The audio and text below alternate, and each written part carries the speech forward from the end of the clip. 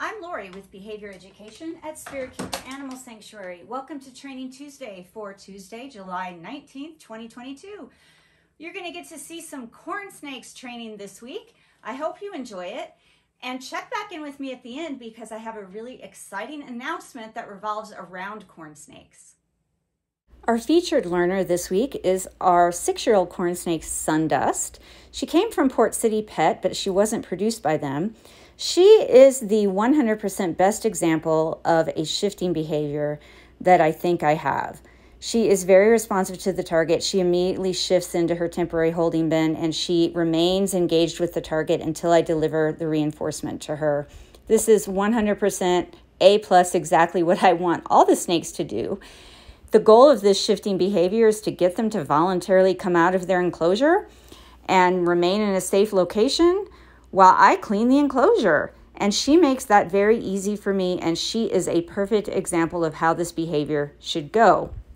One thing I don't think I've mentioned before, I use humid hides for all of our snakes, regardless of the species. I offer humid hide, and they are free to choose to use that or not.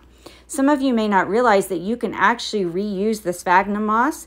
You can wash it quite a few times and reuse it. I wash it with soap and water. My veterinarian actually sticks it in the autoclave and reuses it.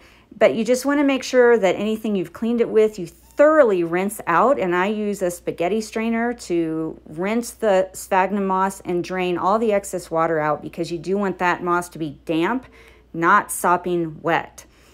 And it's all ready to go back in her humid hide. And if you see condensation on the side of the humid hide, that is perfect. It means there's humidity in there just like there should be. Now I'm going to shift Sundust back and I change things up on her just a little bit. She was expecting to come out of the shift tub in the direction she was facing, and I turned it perpendicular to her enclosure for the very first time. And it didn't take her but just a few seconds to reorient towards that target and go in the proper direction. She shifts right back in, and usually she actually pulls her whole body back into her enclosure. This time she left just the tip of her tail out, but she is used to this, and it was no problem for me to gently touch the tail and put it back in, lock her in so that she is safe and secure. She has a clean enclosure, refreshed humid hides, fresh water, and then I store her shift tub right next to her enclosure. Now we're just going to look at some quick sessions with a couple of our other corn snakes. This is a corn snake that was hatched in 2017 from South Mountain Reptiles. His name is Rassilon. He loves to rest under his water dish, and I target him out and give him his reinforcer, and that gives me a chance to check on him, make sure that he is alert and bright and doing okay. This is one of our non-corn snake colubrids. This is an Aesculapian snake, and Elnor was on the right side of his water dish when I started, and he made his way behind the water dish and around to this left side. And that's not unusual for him. He'll be at his door when I'm getting things ready, and he knows what's going to happen. But then he feels like he has to hide and move to another part of his enclosure to snatch his reinforcer and steal it away. This is Talon. He is a 5-year-old corn snake that was produced by Rad Reptiles. He was waiting and ready to eat, and he orients to the target extremely quickly. So that was such a fast orientation to the target that I didn't really make him do anything else. I wanted to reinforce that right away.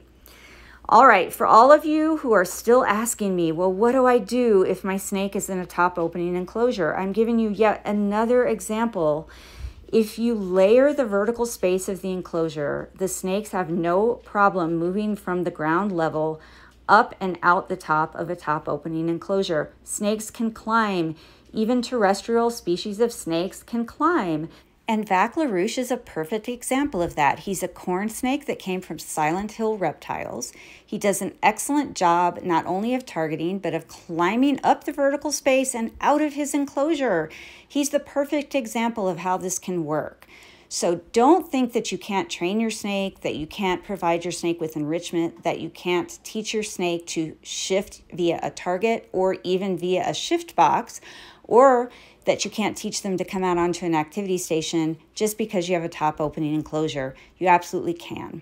So he did a great shifting behavior. I didn't ask him to shift all the way out. He was just waiting on the edge of his enclosure as he ate. I was able to clean his water. And you notice that I dumped the water into his Repti chip because it was dry. And then I cleaned his water dish and gave him fresh water, and he is good to go. Hi there, thanks for checking back in with me. I hope you enjoyed watching all those corn snakes do some training. As I've mentioned before, Training Tuesday is one of my favorite videos to make because I love working with each individual animal here so much. And at heart, I'm an animal trainer. I'm joined by Boba Pfett, one of our royals at the ranch, to make a very special announcement. For the past year, every Thursday, we have been publishing a video called Royals at the Ranch, and it's all about Python Regis training and behavior. Well, starting in August, that Thursday video is going to be replaced by one featuring corn snakes. And I know that's going to make some of you very, very happy because a few people have requested that I do a series similar to Royals at the Ranch about corn snakes. And so that is going to start in August. Now, I have been doing Royals at the Ranch for a year, maybe more than a year. So that's 52 or more episodes strictly about Python Regis. I am not giving up work with Python Regis. I have really come to enjoy this species a lot, and I'm going to continue to pop in a Royals at the Ranch video every so often. And the Python Regis training and behavior and other information about them is going to be melded into our Serpente Sundays videos and our Training Tuesday videos.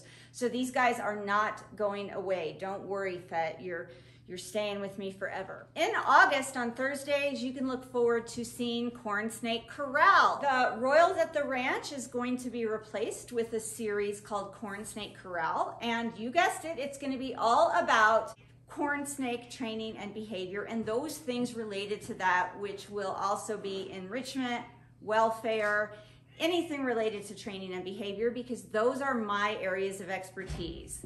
If you're looking for information on corn snake breeding, corn snake husbandry, other aspects of corn snake care and management, there are plenty of other videos and plenty of other experts out there that can help you with that. I'm an animal trainer and behaviorist, and so that's what this series is going to focus on.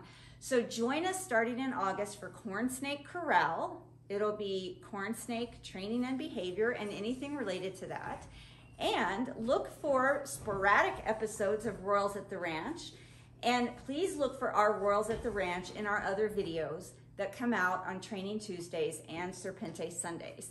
Everybody, thank you so much for watching. And until next time, everybody, please remember to always be kind and love your animals.